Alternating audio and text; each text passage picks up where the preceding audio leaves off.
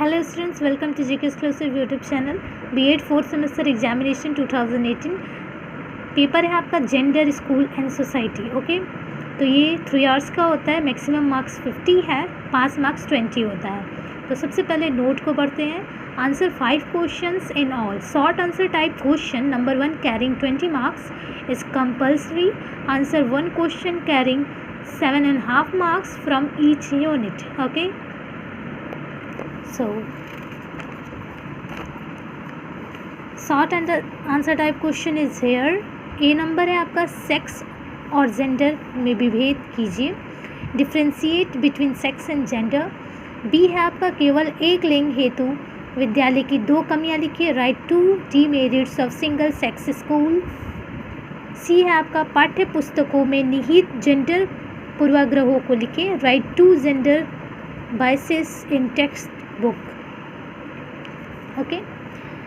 D number है माध्यमिक शिक्षा के स्तर पर नामांकन में gender gap in enrolment at secondary education level.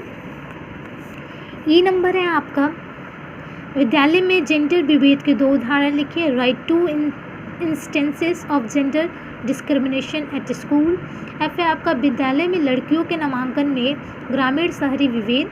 Rural urban divided in terms of girls enrolment in schools. G है आपका जेंडर समाजीकरण को परिभाषित करें. Define gender socialisation. एच है आपका भारत सरकार की जनगणना 2011 के अनुसार शिशु और वयस्क लिंगानुपात कितना है. According to census of India 2011 what is child and adult sex ratio. I है आपका पुत्र मोह परिवार में सीखा जाता है. भारतीय परिवारों में प्रचलित पुत्र को वरीयता देने वाले 2 व्यवहारों का उदाहरण दीजिए. Son preference is taught in the family. Write 2 examples of son preferring behaviour prevalent in Indian families. J number है विद्यालय में छिपे हुए पाठ्यक्रम व्यवहार. Hidden curriculum practice at school. Unit first है आपका.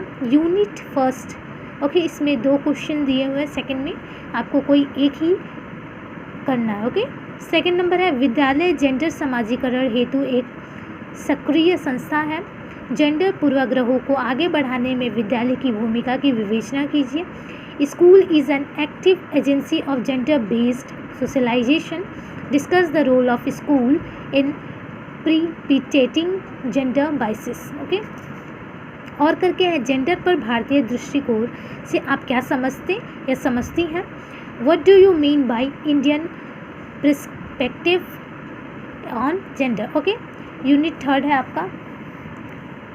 यूनिट सेकंड थर्ड क्वेश्चन है आपका जाति और जेंडर एक दूसरे से संबंधित है. वंचित समुदाय की लड़कियों को शिक्षा संस्थानों में किस प्रकार की समस्याओं का सामना करना पड़ता है, विवेचना कीजिए. Caste and gender intersect each other. Discuss the problems girls from marginalized communities face in educational institutions. और करके है आपका शिक्षा में ग्रामीण शहरी भेद के प्रभावों को कम करने हेतु राज्य ने ग्रामीण लड़कियों को शिक्षा सुविधाएं प्रदान करने हेतु राज्य ने एक क्या उपाय किए हैं, विवेचना कीजिए. Discuss the efforts taken by state to provide educational facilities to rural girls in order to neutralise the effect of rural urban divide in education. Unit third है आपका. 4th नंबर पाठ्यक्रम और पाठ्य पुस्तकों में जेंडर पूर्वाग्रह एक वैश्विक घटना है. इस कथन के आलोक में भारतीय पाठ्य पुस्तकों में जेंडर पूर्वाग्रहों के प्रकार व मात्रा की विवेचना कीजिए. Gender bias in curriculum and text books is a global phenomenon.